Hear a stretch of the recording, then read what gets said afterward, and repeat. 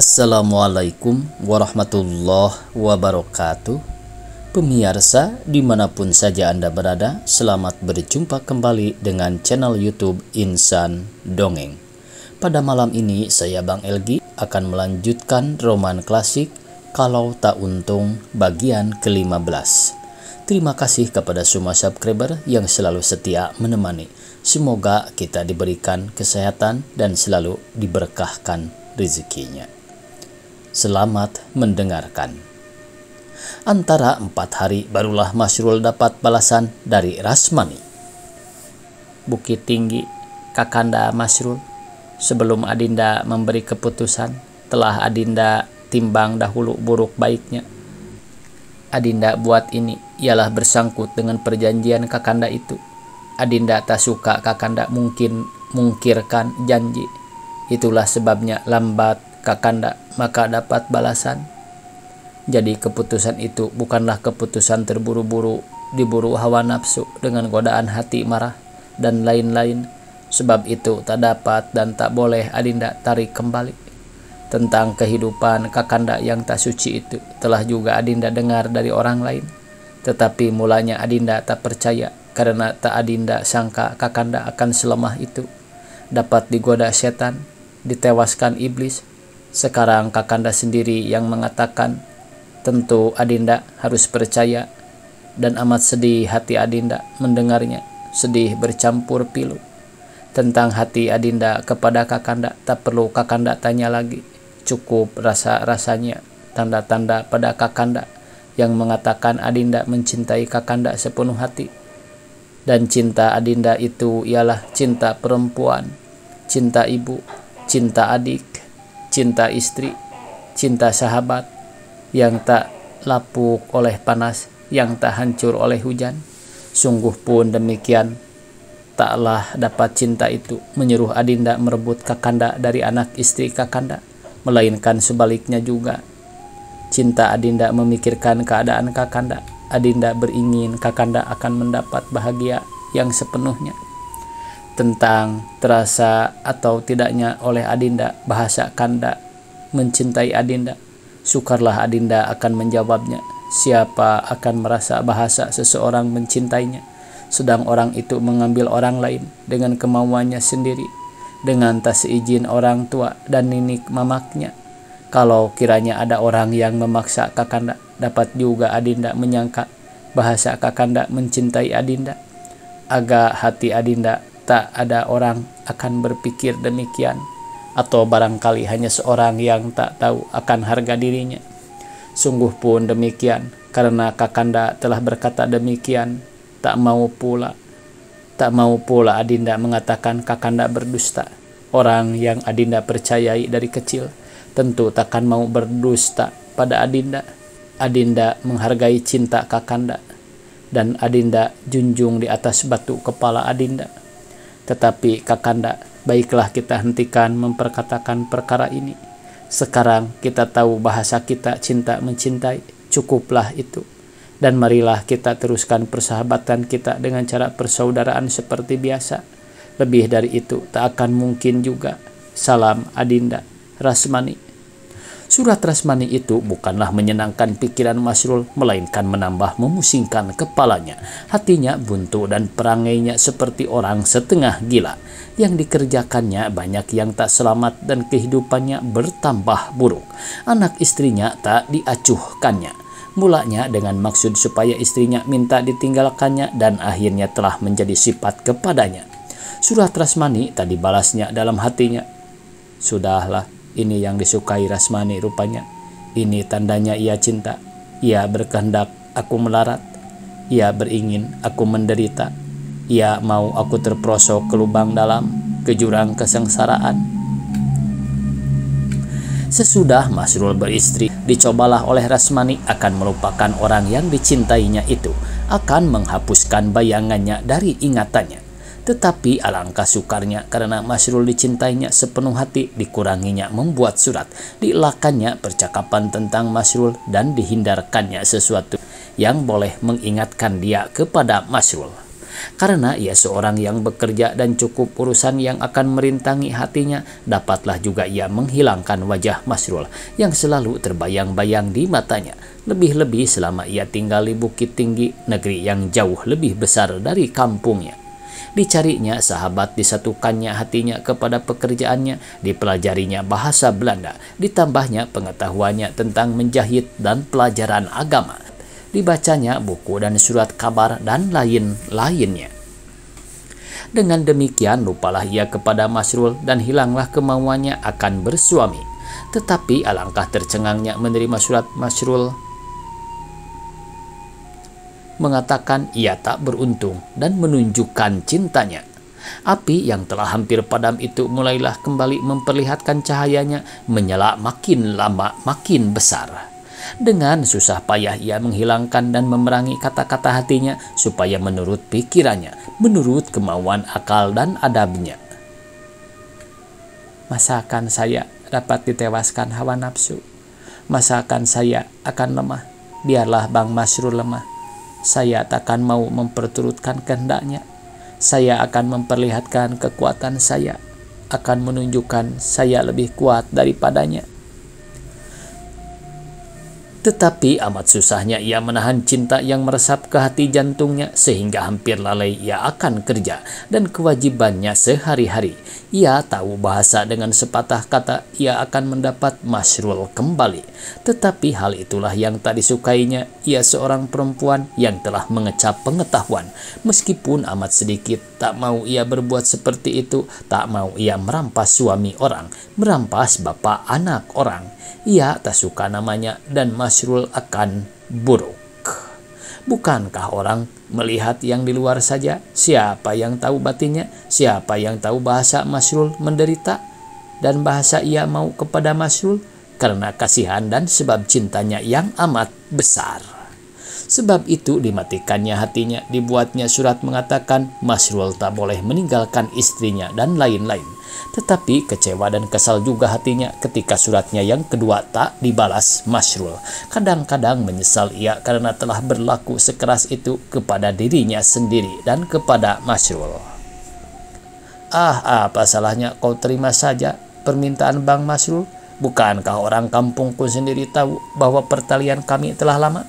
Telah dari kecil, apa pusingku dengan percakapan orang lain yang tak ku kenal?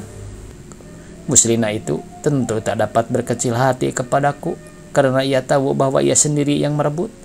Juga orang tuanya tak patut marah. Bukankah telah patut pula mereka mendapat pembalasan dari perbuatannya? Mengapa aku harus menderita seumur hidup sedang aku tak bersalah? Begitulah isi hati Mani.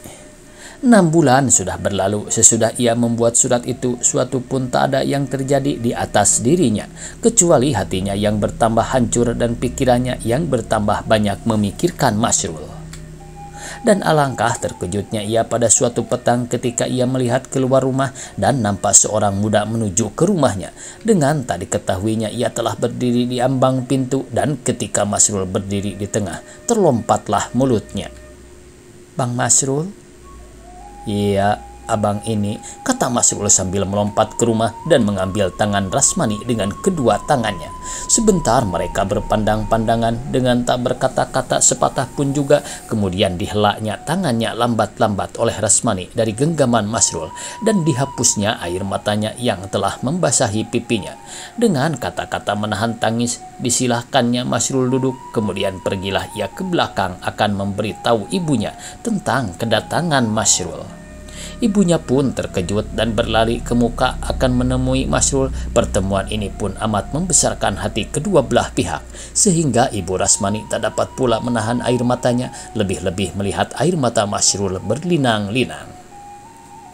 Lama Rasmani di belakang akan menghilangkan tangisnya, dadanya sesak dan hatinya pedih rasa diiris-iris.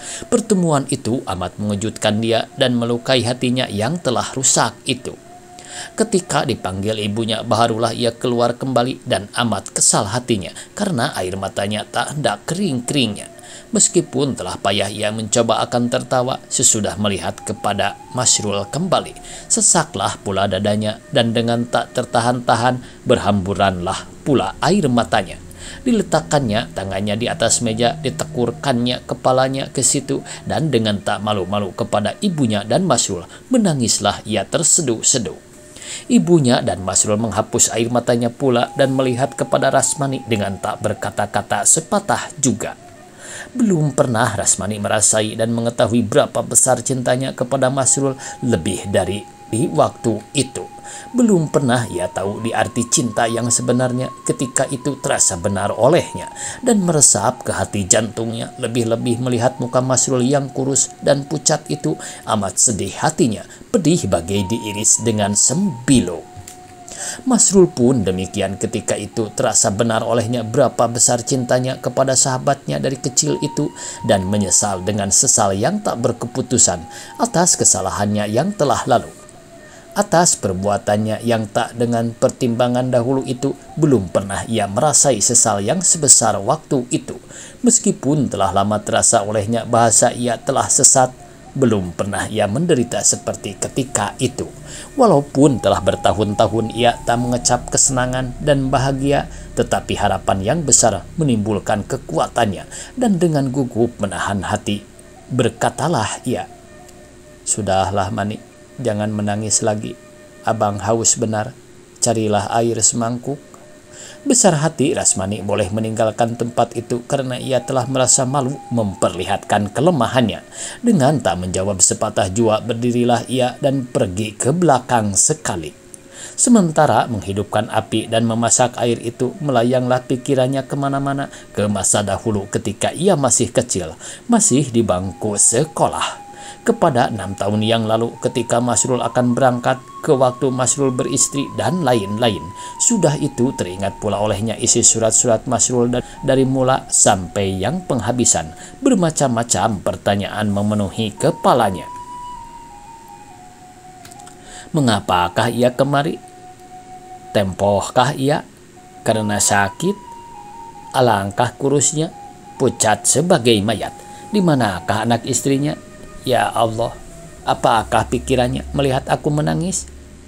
Akan kembalikah ia? Apakah sebabnya? Maka aku tak dapat menahan hatiku. Sangat marah Rasmani kepada dirinya karena berlaku lemah itu, dan malu ia kepada Masrul dan ibunya karena ia telah memperlihatkan hatinya. Setelah sedia teh 3 mangkuk diangkatlah keluar oleh Rasmani, diambilnya kue-kue dan dicobanya tersenyum sambil mempersilahkan Masrul dan ibunya minum. Dalam pada itu ibu Rasmani bertanyalah apa sebabnya Masrul berada di Bukit Tinggi, di mana anak istrinya dan lain-lain. Amat besar hati Rasmani mendengar pertanyaan itu karena sekarang akan berjawab sekalian pertanyaan yang dikeluarkannya di dapur tadi. Amat sukar rupanya kepada Masrul akan menjawabnya karena lama ia termenung dan tunduk tengadah. Baru keluar beberapa perkataan dari mulutnya. Saya telah berhenti, Tek, dan anak istri saya di Painan. Saya sekarang akan pulang ke kampung. Mendengar itu Rasmani terkejut dan melihat kepada Masrul. Masrul berkata-kata sambil menekur sehingga tak dapat Rasmani melihat air mukanya. Istri saya telah saya ceraikan, kata Masrul bata-bata. Dan ia sekarang dengan orang tuanya di Painan. Sesudah ia berkata itu, melihat ia kepada Rasmani dan tampaklah olehnya air mata Rasmani telah berlinang-linang pula. Sebab itu Masrul tak dapat menyambung perkataannya lagi. Apa sebabnya engkau berhenti? Mengapa istrimu engkau ceraikan? Tanya ibu Rasmani lagi kepada Masrul. Saya minta sendiri, Tek, dan Muslina saya ceraikan karena beberapa perkara yang penting. Ia mengeluarkan perkataan itu amat lambat dan gugup. Ibu Rasmani yang arif itu mengertilah bahasa Masrul, tak suka berceritakan hal itu kepadanya, dan ia tahu bahasa hal itu lebih perlu untuk Rasmani dari untuk dia sendiri. Karena itu berdirilah ia dan pergi ke belakang akan sembahyang asar. Baru saja ibunya berdiri, bertanyalah Rasmani, apa sebabnya abang minta berhenti? Dan mengapa istri abang ceraikan? Bukankah abang telah berjanji? Dan bukankah bapaknya telah pensiun? Masrul memandang sejurus ke muka Rasmani, kemudian baru ia berkata, "Banyak benar pertanyaanmu, Mani. Biarlah satu-satu abang jawab. Memang abang telah berjanji dengan kau tak akan meninggalkan Muslina.